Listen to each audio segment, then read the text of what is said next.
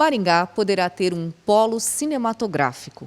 Essa é uma proposta que está sendo discutida e foi trazida para a Câmara de Maringá.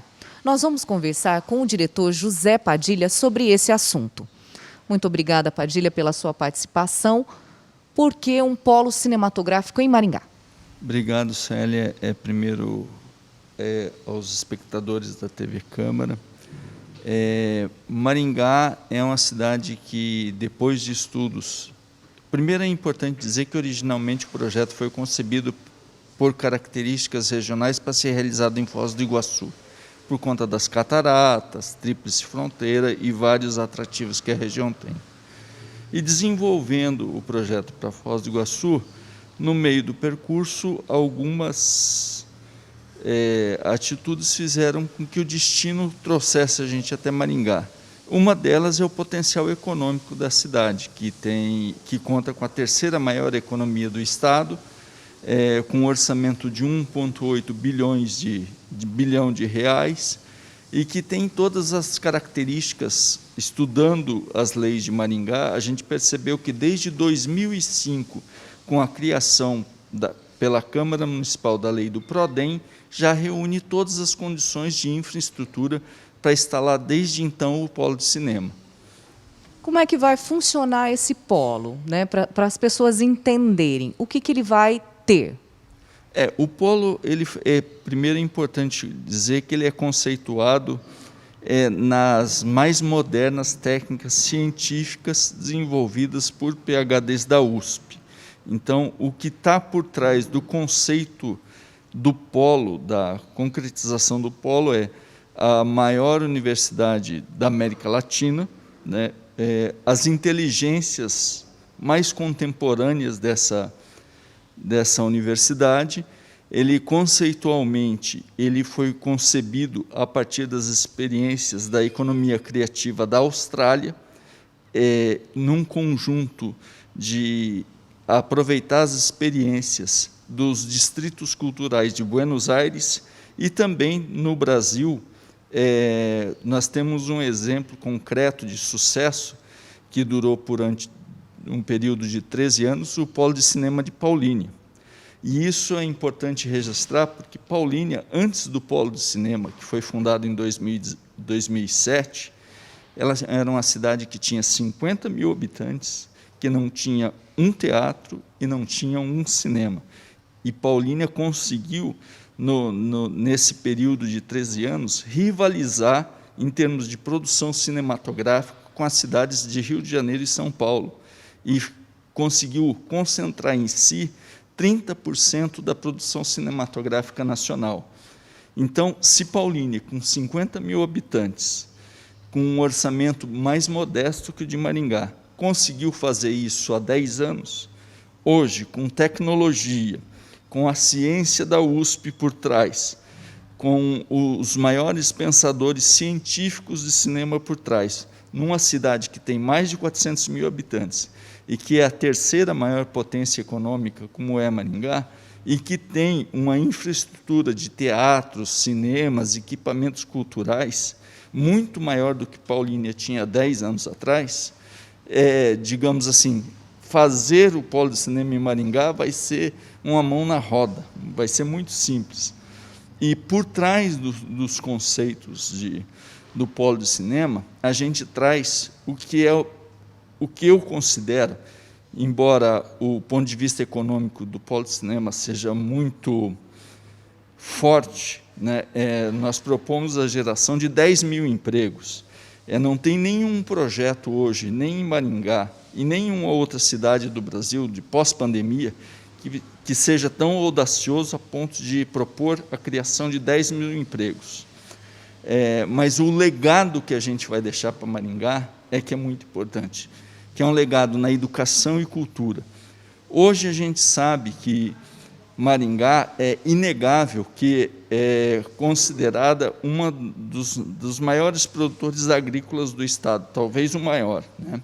Nós temos a Cocamar, que é uma potência e que orgulha a todos nós, é uma das 11 maiores empresas do Estado.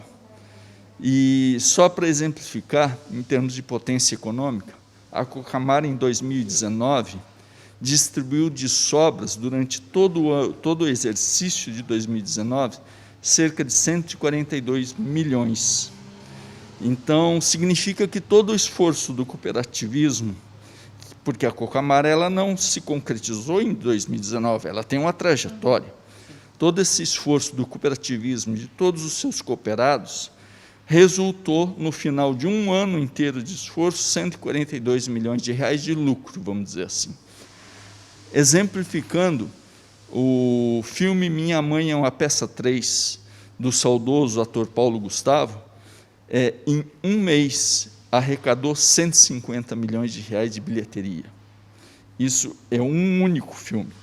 Então, um polo cinematográfico tem a condição de produzir 4, 5 filmes por ano por estúdio. Se tivermos 3 estúdios em funcionamento, nós podemos chegar a produzir 15 filmes por ano. Cada filme, em escala industrial, ele gera em torno de 1.000 empregos. Tem um exemplo concreto disso, por exemplo, o filme Hebe, que todos conhecem, que foi transformado em série de uma personalidade nacional e que gerou 1.260 empregos, enquanto filme, fora a transformação em série. O filme Bacurau, que todo mundo conhece, que transpôs as barreiras das fronteiras do Brasil, que chegou a ser premiado em Cannes, ele, em empregos diretos, proporcionou 800 postos de trabalho. Então, a média de postos de trabalho por filme em escala industrial no Brasil, ela gera em torno de 1.000 empregos. E esses 1.000 empregos, a importância é que transforma toda a economia local. Esses 1.000 empregos, essas 1.000 pessoas que vão trabalhar no polo em um único filme, se a gente tiver 2 ou 3 estudos, poderão ser rodados ao mesmo tempo 2, 3 filmes, mas num único filme, ela gera o quê? No mínimo, a pessoa que vai trabalhar lá precisa ter 2 refeições por dia. Isso significa 2.000 novas refeições para os pequenos comerciantes, para os restaurantes. Um filme precisa de figurino, isso significa a criação de empregos para costureiras, para figurinistas, para designers. Então, um filme necessita de transporte, significa que toda uma economia em torno do polo vai ser impulsionada. Supondo que 200 desses 1.000 novos empregos venham de fora, eles precisam ou residir na cidade temporariamente, em casas de aluguéis, imóveis, ou ir para hotel, para hospedagem. Então, a economia criativa em torno do polo é uma economia que não fica em si, ela transforma toda uma realidade econômica local. Mas o que eu queria dizer, que é mais importante do que toda essa transformação econômica, é o legado que a gente vai deixar para a cidade. Esse projeto de polo tem como proposta de contrapartida social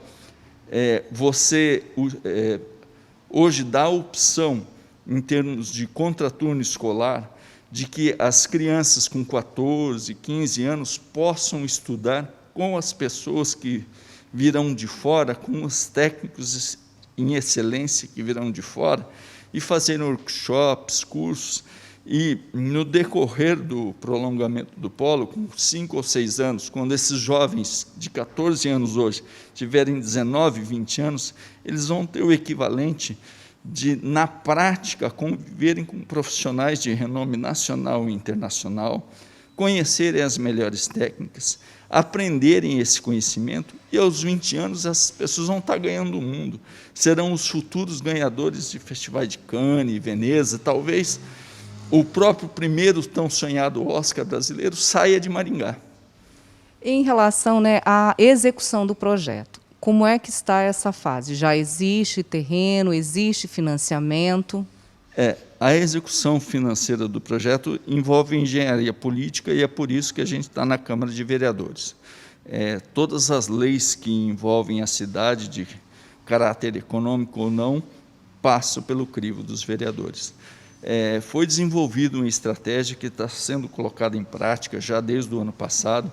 Foi criado um OCIP do Polo Cinematográfico como parte dessa estratégia. Nós Conversamos com o poder público executivo e legislativo local, apresentamos o projeto desde antes das eleições. Ele já começou a ser implementado, mas por conta das eleições a gente sabe que ele não pode ser colocado na prática pela questão da lei eleitoral. Mas isso não significa que os acordos políticos não tivessem sendo feitos.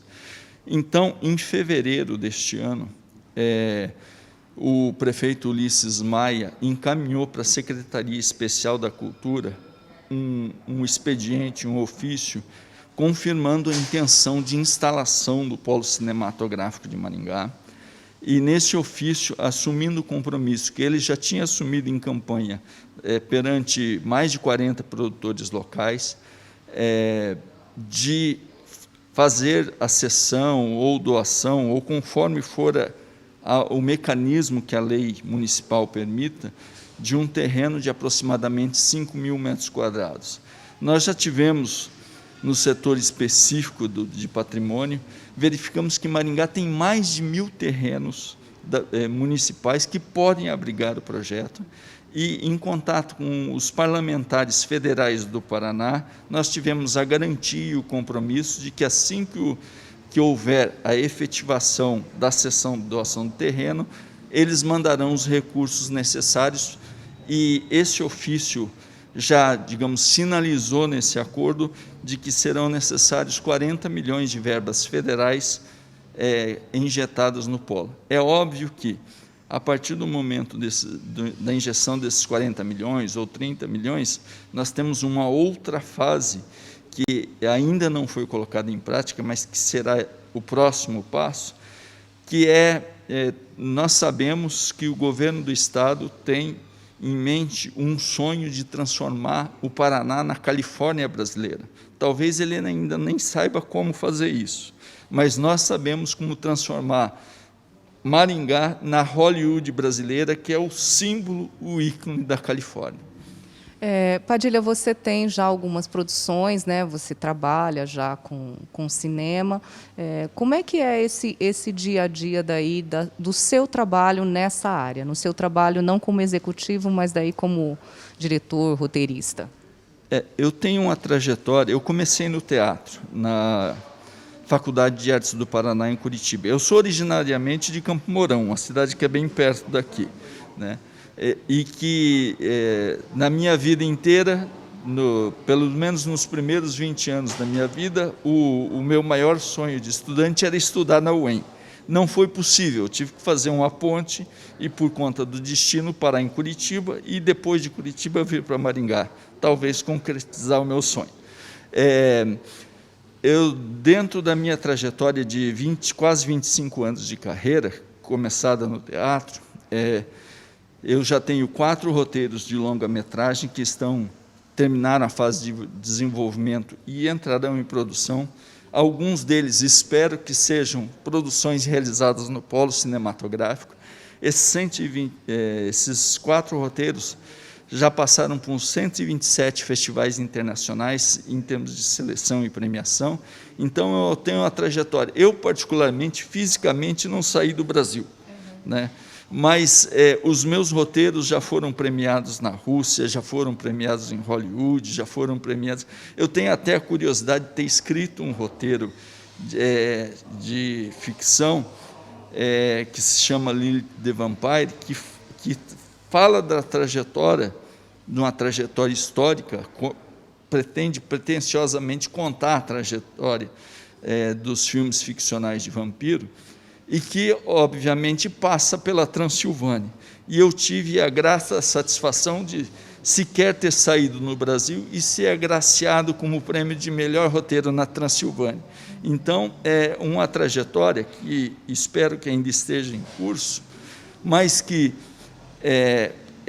por conta desses roteiros e desses projetos que a gente tem desenvolvido, aponta que existe uma possibilidade concreta, assim como os roteiros já estão sendo premiados lá fora, com o acréscimo do cultural e artístico de outros profissionais, como figurinistas, como atores, como diretores de arte, diretores de fotografia. Então, com o acréscimo dessas pessoas, a gente imagina que o roteiro pode ganhar pernas muito maiores do que já tem. Então, eu tenho essa trajetória mais calcada em roteiro, em documentário também. Eu estou fazendo um documentário que se chama SOS Amazon Rainforest, que por conta da questão sazonal, ele está no meio do caminho, que trata do desmatamento e das queimadas na floresta amazônica, que todos sabemos é extremamente importante para controlar o clima mundial.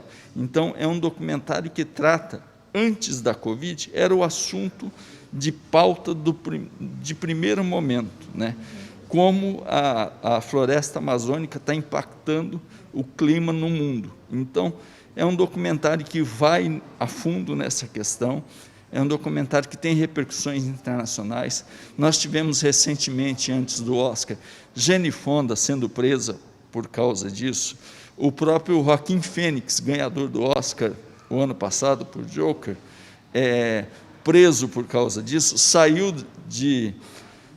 da prisão por fazer movimentações em prol da Amazônia, direto para a premiação, né, para ser agraciado no seu brilhante trabalho que conquistou corações de todos. Então, nós temos, em torno do projeto do Polo, uma carteira de 44 projetos que poderiam ser colocados em prática a partir de amanhã, com roteiros prontos de diversas pessoas de diversos estados do país. E um outro dado importante, todas essas pessoas, inclusive nós tivemos ontem uma sessão pública na Câmara, onde um ator, diretor consagrado que todos conhecem, que é o Paulo Betti, que fez uma declaração em favor do Polo de Maringá. Nós temos diversas manifestações, o Brasil inteiro espera e olha para Maringá com olhos ávidos para poder vir realizar sua arte em Maringá. Então, só depende da gente para fazer acontecer.